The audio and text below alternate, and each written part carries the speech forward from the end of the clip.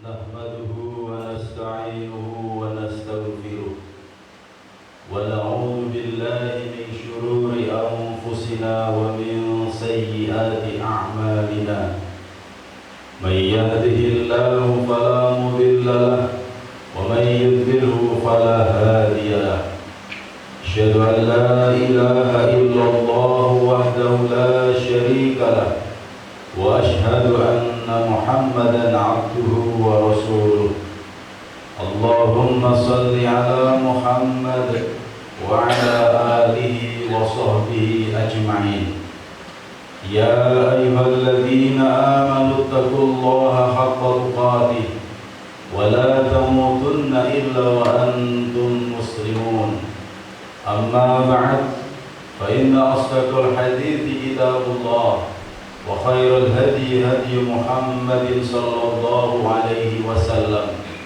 وشر الأمور محدثاتها فإن كل محدثة بدعة فإن كل بدعة ضلالة وكل ضلالة في النار. معاشر المسلمين عزني الله وإياكم أجمعين. Hadirin jamaah Jumat rahimakumullah.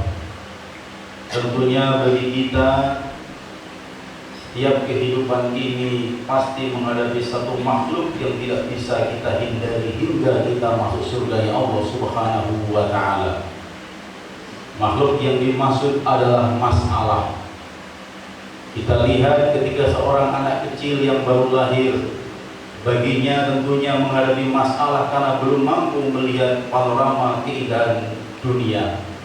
Ketika mampu mereka melihat keindahan dunia, baginya masih ada masalah sebelum mereka bisa tengkurap. Dan ketika bisa tengkurap masih menghadapi masalah ketika belum bisa duduk. Dan baginya menghadapi masalah ketika baginya belum bisa berdiri. Ketika sudah mampu berdiri, baginya juga masih menghadapi masalah sebelum mereka bisa lari. Ketika mereka bisa lari pun baginya masih menghadapi masalah ketika keinginannya apapun bentuknya belum dituruti oleh orang tuanya. Pada gilirannya ketika mereka memasuki jenjang pendidikan, baginya masih menghadapi masalah sebelum lulus dari pendidikan anak usia dini.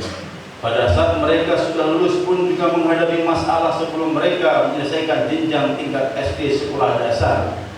Sekolah dasar pun baginya menghadapi masalah sebelum mereka lulus SLTP sampai jenjang ke perkuliahan. Ketika selesai dari jenjang pendidikan tingkat tinggi pun masih menghadapi masalah ketika mereka belum mampu mandiri. Pada saat mereka mampu mandiri pun masih menghadapi masalah sebelum mereka mampu memiliki pasangan hidup. Ketika mendapatkan pasangan hidup pun baginya juga masih menghadapi masalah sebelum mereka memiliki tempat tinggal, kemudian memiliki keturunan. Itu pun juga baginya masih menghadapi masalah komunikasi dengan orang tua dan mertua, termasuk terkait dengan pekerjaan. Pada gilirannya nanti baginya juga masih menghadapi masalah ketika pada saat usia di atas 50 tahun ternyata tenaganya tidak seperti pada saat di bawah 40 tahun. Itu pun juga ketika mereka masih ada masalah, begitu juga masih menghadapi masalah. Apakah ketika nanti wafat dalam keadaan husnul khatimah atau su'ul khatimah. Kemudian pada saat mereka berada di alam kubur, itu pun juga masih menghadapi masalah. Apakah nanti termasuk orang yang mendapat nikmat kubur atau siksa kubur. Pada saat nanti kemudian yaumul ba'ats baginya juga akan menghadapi masalah ketika pada saat itu dikumpulkan di padang mahsyar, meniti sirat, lalu di sana ada mizan, ada hisab. Apakah nanti mereka termasuk segera masuk surga Allah ataupun tidak? Lebih-lebih saat ini Indonesia dan seluruh dunia juga ternyata masih menghadapi masalah yang cukup besar, sampai kegiatan proses belajar mengajar pun diliburkan yang disebut dengan menghadapi virus corona. Dalam hal ini satu sama lain dalam menghadapinya berbeda-beda. Belum lagi persoalan ekonomi, sosial, politik pun juga khusus di Indonesia ini juga belum selesai. Ini juga bagian dari masalah kehidupan. Namun bagi kaum muslimin, ketika menghadapi masalah ini tentunya tidak kemudian hanya sekedar dilihat, tidak hanya sekedar dipikir, tidak hanya sekedar dirasa, tetapi harus diselesaikan. Terlebih secara khusus dalam surat Al-Insyirah, Allah Subhanahu wa taala telah menjelaskan bahwa fa inna ma'al usri yusra. Sesungguhnya setiap masalah itu pasti ada kemudahan, ada solusinya. Dalam Syiatul Kalam, teks redaksi ayat ini, bahwa ketika menyebutkan al-usr, menyebutkan sebuah masalah, itu kalimatnya adalah makrifat, kalimatnya adalah definitif.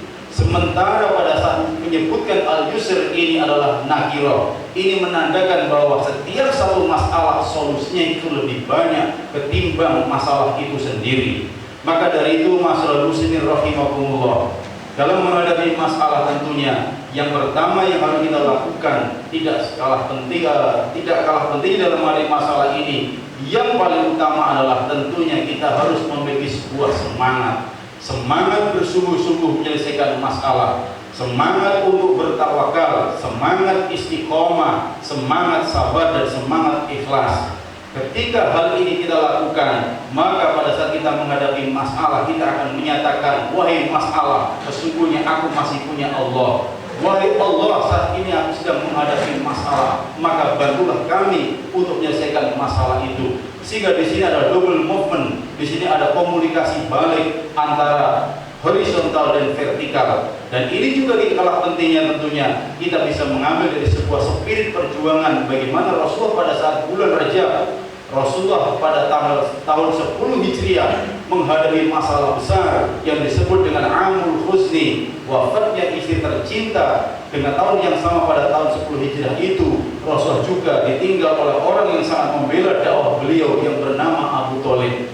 Disitulah yang disebut dengan Amul Huzni, tahun duka cita. Tetapi dengan kesabaran beliau, ketawaran beliau yang sudah luar biasa, keistiqomahan beliau, kesungguhan beliau dalam menghadapi masalah, akhirnya beliau dihibur oleh Allah melalui satu peristiwa disebut dengan Isra dan Mi'raj, gerakan kemajuan dan gerakan vertikal. Hablum minallah. Isra adalah perjalanan ini dimaksudkan adalah kita harus terus maju dan maju. Tetapi di sisi kemajuan itu juga kita tidak boleh menyampingkan kaitannya dengan basis gerakan yang disebut dengan masjid, yang disebut dengan minal masjidil haram minal masjidil aqsa. Tetapi semua itu juga tidak lepas dari peristiwa yang disebut dengan Mi'raj, naiknya Rasulullah SAW di hadapan Allah Subhanahu wa taala. Kemudian Allah memberikan perintah sholat 5 waktu. Ini juga memberi spirit bagi kita bahwa ketika menghadapi masalah, kita harusnya tidak hanya sekedar mengandalkan intelektual kita, mengandalkan materi kita, tidak bisa kita mengandalkan ilmu pengetahuan kita, tapi di sini juga harus melibatkan yang disebut dengan kekuatan langit, yaitu Allah Subhanahu wa taala. Hadirin jamaah Jumat rahmati Allah Subhanahu wa taala. Berikutnya, ketika kita menghadapi masalah apapun bentuknya, kita hendaknya memperbanyak istighfar. Karena di dalam sebuah hadis Rasulullah SAW sampaikan, man aktsara minal istighfari, barang siapa yang memperbanyak istighfar, ja'alallahu lakum, Allah akan menjadikanmu min kulli dhaiqin makhraja, setiap kesempitan Allah akan berikan solusi. Wa min kulli hammin makhraja, setiap kesedihan, kecangguhan yang kita hadapi, kebingungan yang kita hadapi, Allah akan berikan solusi alternatif. Dan yang tidak kalah pentingnya adalah warazaqahullahu min ghairi la yahtasib, Allah akan berikan rezeki tanpa disangka-sangka. Rezeki tidak harus materi, tapi kesehatan itu adalah bagian dari rezeki. Apakah sehat hati, sehat pikir, sehat fisik, dan juga sehat isi kantong. 4 sehat inilah yang disebut dengan rezeki yang Allah berikan kepada kita. Dengan memperbanyak istighfar, insya Allah solusi yang Allah berikan ini adalah sangat taktis dan praktis bagi siapa saja yang ingin mengambil faedah atau mendulang faedah dari keajaiban istighfar ini. Hadirin jamaah Jumat yang dirahmati Allah Subhanahu wa taala. Kemudian tidak kalah pentingnya setiap kita menghadapi masalah, tentunya carilah orang yang terdekat dengan kita yang mampu memberikan sebuah solusi. Kita ingat pada saat Rasulullah SAW diperintahkan untuk hijrah ke Madinah, Yathrib. Ketika itu beliau dikejar-kejar pasukan kaum kafirin.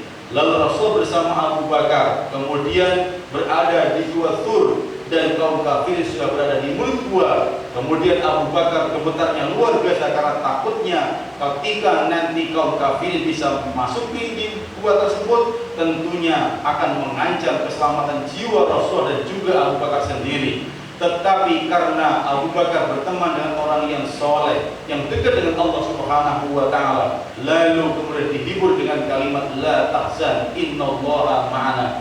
Jangan khawatir, sesungguhnya Allah bersama kita. Begitupun pula ketika kita pada saat menghadapi isu yang berkembang terkait dengan virus corona. Kalau kemudian kita sering membaca terkait dengan virus corona, kita akan semakin takut dan takut. Kita nggak mau keluar rumah. Sementara pemerintah belum mampu memberikan sesuatu kepada kita ketika kita tidak keluar rumah. Maka dalam hal ini tentunya kita nggak perlu terlalu takut dengan virus corona, tapi tentunya kita berusaha untuk melaksanakan tip-tip bagaimana supaya kita sehat, tidak terkena virus tersebut. Dan tidak kalah pentingnya, kita terus berdoa kepada Allah Subhanahu wa Ta'ala, sembari terus menyatakan dengan doa, Allahumma a'inni ala dzikrika wa syukrika wa husni ibadatik.